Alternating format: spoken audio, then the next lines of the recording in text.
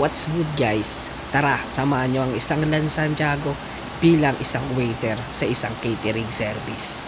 Tara! Gigising ng maaga para ituloy ang mga plano. Kahit na puyat kagabi, walang kaso, kailangang may marating. Kaya dapat dumiretso, bawal tatamad-tamad para umasenso.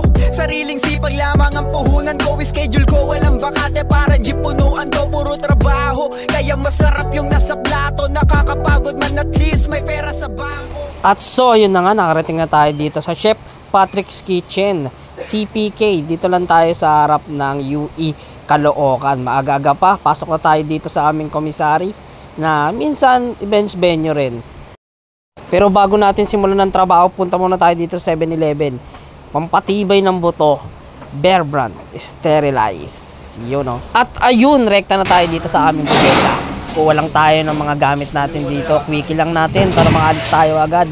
Dito kami kumuha ng mga gamit namin na kailangan namin sa event, tulad ng mga mesa, upuan, mga roll top, o yung mga lalagyanan ng mga dish namin. At ayun, sabi ko sa inyo, quickie lang, sibat na tayo agad. Punta na agad tayo sa aming venue. Yun ay ang Green Meadows. Yan, the clubhouse at the third Green Meadows. So sobrang ganda dyan guys. Sobrang lawak ng mga lupain at sobrang tahimik. I-set up lang kami dito. Malapit na rin kami matapos nyan. Nga pala guys, ito nga pala isang kids party. Kaya ito, bonggang-bonggang kids party. Ano, gawa ko na cake table, talagang pandiinan.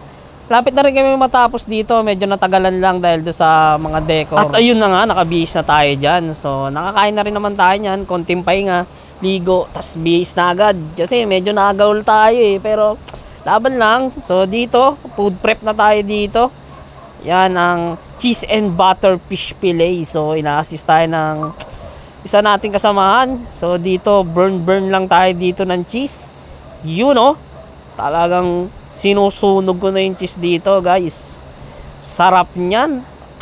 At syempre kung gusto nyong masubukan ng service at sarap ng pagkain ng Chef Patrick's Kitchen, mag-book lang kayo para sa inyong mga event, you know. At kung hindi nyo natatanong guys, halos 2 o 3 taon na rin ako dito sa industriya na to. Ganto na yung takbo ng buhay ko na kung wala ako sa eskwelahan, nandito ako sa mga event kung saan-saan, nagtatrabaho at nag-aasam na pumaldo. So ano guys, siguro hanggang dito na lang. Muli, Lance Angelo R. Santiago, 23 anyos, Lakit Tubong, Nyugan. Diyan lamang din sa Malabon, nagpapaalala na always train ourselves to see something good in everything and always pray. Whoop! Peace out! Sumasagad ako kahit ngayon'y walang-wala. Pagod puyat sa buhay, di ko yan iniinda. Mga hadlang sa buhay ngayon ay wawalisin. Isusulat ang pangarap sa kwaderno na itim. Sumasagad ako kahit ngayon'y walang-wala. Pagod puyat sa buhay, di